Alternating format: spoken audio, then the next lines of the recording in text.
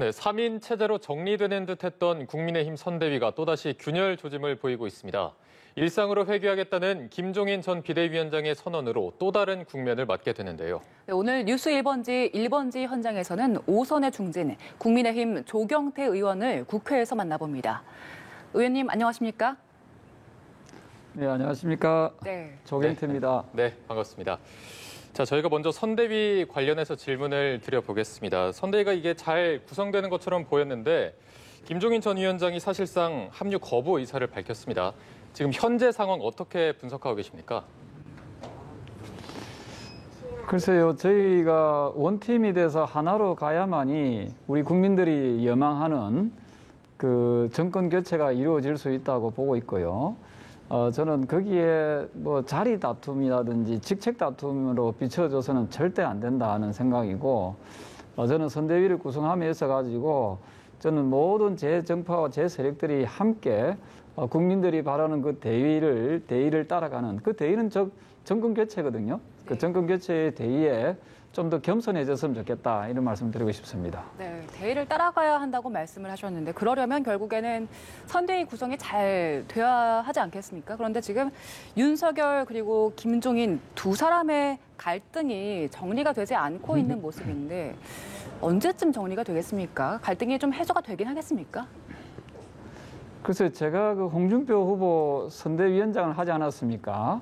그 홍준표 후보의 선대위는 지금처럼 방만하거나 방대하지 않았습니다. 아주 슬림화된 조직이었지만은 국민 여론조사에서는 홍 후보가 무려 10% 이상, 두 자리 숫자 이상 앞서지 않았습니까? 저는 선대위를 아주 과거처럼 낡은 사고로 저는 선대위를 구성해서는 안 된다고 보고 있고요. 조금 더 진취적이고 국민들께 좀 미래지향적인 그런 선대위를 꾸려 나가야 된다. 그냥 형식으로 요식형으로 선대위를 꾸려는 것은 몸집만 비대해지지 별로 효율성이 없을 것 같습니다. 그래서 지금이라도 윤석열 후보 중심으로 저 선대위가 조금 더 역동적이고 좀 활기찬 선대위가 꾸려질 것이라고 저는 기대하고 있고 또 그래 가야 된다 이렇게 보고 있습니다. 네, 사실 김종인 전 위원장 하면 국민의힘의 큰 선거 때마다 굉장히 영향력을 발휘해왔던 인물인데 이번 결정이 향후 국민의힘 선대위 구성에 어떤 변수가 될지 이 부분도 한번 짚어주시죠. 저는 지금의 우리 국민들이 느끼는 것은 오로지 정권 교체를 해서 정상적인 대한민국을 만들어 달라는 그 여망, 그 대의가 가장 앞서 있기 때문에 저는 선대위 구성이 저는 큰 그건 아니라고 보고 있거든요. 저는 그리고 궁극적으로 저는 김종인 전 비대위원장 역시도 윤석열 후보를 통한 정권 교체를 저는 간절히 원하고 있다라고 보고 있기 때문에 이것이 좀 심각한 갈등이라고 표현하는 것은 좀 다소 과한 표현이 아닌가 이렇게 보고 있습니다. 예. 일단 지금 현재 상황에서는 김종인 전 비대위원장이 합류하지 않겠다는 뜻을 밝힌 상황이기 때문에 김병준 그리고 김한길 이 양김이 선대위를 꾸려나가는 방향으로 가닥을 잡고 있는 것 같습니다. 근데 지금 민주당 입장에서는 국민의힘에 이 두 분이 합류한 걸 두고 구시대 정치다 이렇게 비판을 하고 있거든요. 이런 민주당의 지적은 어떻게 받아들이십니까? 예, 저 민주당 역시도 선대위에 꾸려져 있는 분들 면면을 보면은 크게 별반 차이가 없는 것 같습니다. 저는 남의 당에 감나라 배나라 할 만큼 그래 여유롭거나 한가하진 않을 거라 보고 있고요. 유명한 영화 배우가 하신 말씀이 있잖아요. 너나 잘해라 하는 말씀이 있는데 저는 어쨌든 국민의 힘이 중심으로 된 윤석열 후보를 통한 정권 교체가 이루어져야 된다 하는 그 부분에 대해서는 아마 누구도 부인할 수가 없을 거고, 그리고 방금 말씀 주신 김병준, 김한길 두 분이 의해서 선대위가 좌지우지되지 않습니다. 예. 저 역시도 저는 어떠한 직책을 떠나가지고 저는 직책과 관계없이 정권 교체를 위해서 윤석열 후보가 또 대통령이 우리 당 후보지 않습니까? 우리 당 후보가 반드시 승리할 수 있는 데 있어서 혼신의 노력을 다 기울일 예정이고요. 그러한 부분은 우리 책임당원들이나 국민들은 아마도 한마음이 되어서 그렇게 움직여 주실 거다 이렇게 믿고 있습니다. 네. 국민의힘 선대위 내부적으로 조금 더 자세히 얘기를 해보자면 선대위 안에서도 어떤 중진들이 중심을 잘 잡아야 된다 이런 의견이 있고 아니면 좀 참신한 새로운 얼굴이 나와야 된다 이런 주장이 나오고 있는 것 같습니다. 조경태 의원께서도 이제 5선의 중진 의원으로서 좀 어떤 생각을 갖고 계십니까? 글쎄요, 그 나이나 선수나 그게 뭐가 관계 있겠습니까? 그리고 직책이 뭐가 관계 있겠습니까? 그리고 누가 전면에 나서고 누가 후면에 나서고 뭐가 관계 있겠습니까?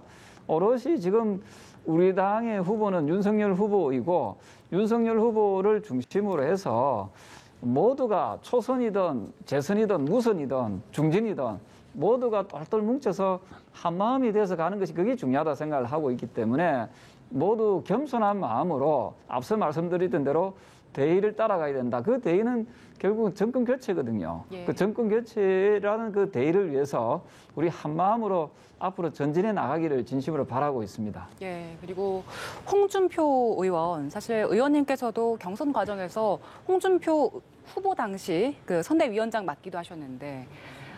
홍준표 의원 같은 경우에는 경선이 끝난 뒤에는 선거 전면에는 나서지 않고 있습니다. 대신에 청년의 꿈이라는 플랫폼을 만들어서 독자적인 행보를 하고 있는데 지금 홍준표 의원 머릿속에는 어떤 계획이 있을까요?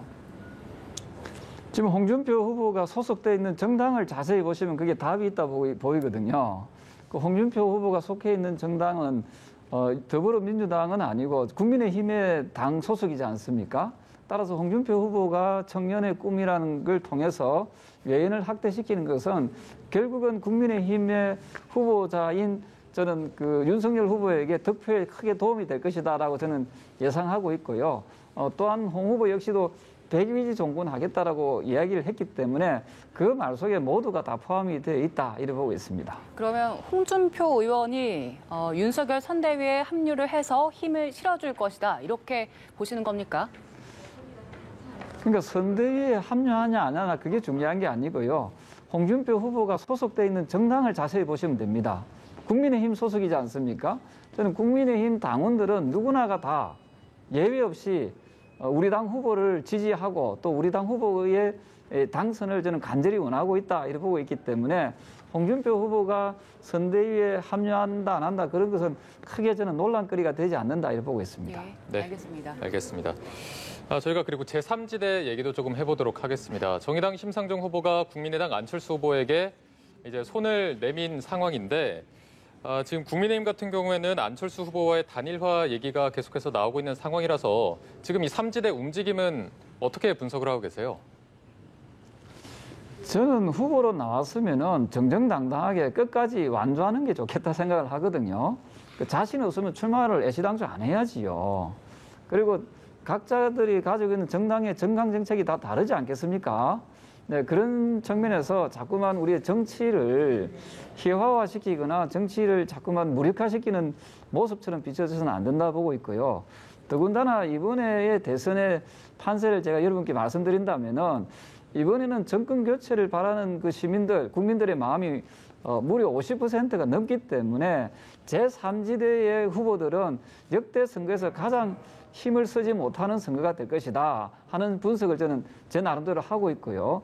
그런 점에서 윤석열 후보 중심으로 저는 반드시 정권 교체가 이루어질 것이다라고 보고 있습니다. 그리고 다만 기타 제3 후보들 역시도 저는 최선을 다해서 자신이 속해 있는 정당의 정강정책 또 자신들의 가지고 있는 정치적 비전 그리고 국민들에게 바라는 메시지가 저는 정확하게 전달되기를 바라고 있습니다. 모두가 선의의 경쟁을 통해서 정정당당함을 통해서 국민들께 표를 얻고 지지를 얻는 그런 정정당당함이 있어야 되지 않을까 이런 생각을 하고 있습니다. 네, 이제 뭐 정정당당하게 해야 된다 말씀해 주셨는데 국민의힘 내부적으로도 어떤 그 단일화에 대한 얘기가 지금 오가고 있는 게 있습니까? 글쎄요, 현재까지는 그 이슈는 크게 없는 것 같고요. 안철수 국민의힘 후보 역시도 이번만큼은 단일화 통합에 대해서 상당히 부정적이지 않습니까? 저는 그분의 의사도 저는 충분히 존중되어야 된다고 생각하고 있고요. 저는 이번에 야당에 의해서 저는 정권 교체는 저는 필수이자 필연이다라고 생각을 하고 있습니다. 다만 우리 윤석열 후보가 지금 국민들께 보여주는 이미지 그리고 국민들께 보이는 메시지가 지금보다도 아마 앞으로는 더욱더 뛰어날 것이고 더 구체적인 아마 정책 공약들이 많이 나올 것이다라고 생각을 합니다. 우리 국민 여러분께서도 이 점에 대해서 좀 많이 좀 지켜봐 주셨으면 하는 바람입니다. 예. 그리고 이재명 후보가 대장동 특검에 대해서 조건 없이 받겠다 이렇게 입장을 밝힌 가운데 또 이와 동시에 윤석열 후보의 부산저축은행 부실 수사도 특검에 포함돼야 한다라는 의견을 밝히지 않았습니까? 일단 이재명 후보의 주장은 어떻게 받아들이십니까?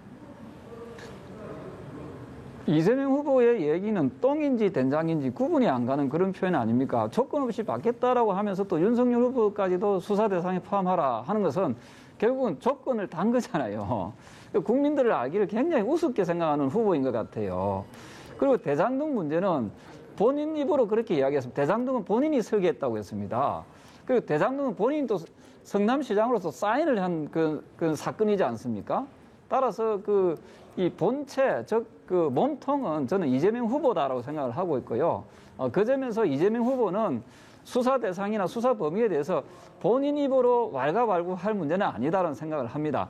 그냥 본인이 말씀하신 대로 조건 없이 받겠다라고 했으면 그냥 조건 없이 받으면 됩니다. 그래서 거기에 대해서 자꾸 사족을 다는 것은 상당히 좀 구차하게 보인다 이렇게 보고 있습니다. 네, 그런데 이 부산저축은행에서 그 자금이 대장동 초기에 자금이 그쪽으로 흘러갔기 때문에 여기에 대해서 수사를 조금만 철저히 했었더라면 이렇게까지 사건이 커지지 않았을 것이다라는 취지에서 이건 별건이 아니라 하나의 사건이라고 본 것 같은데요. 그 역시도 그 수사 범위나 수사의 대상은 그 검찰에서 하는 거지 이재명 후보 본인이 수사 기관이나 수사하는 검사가 아니지 않습니까?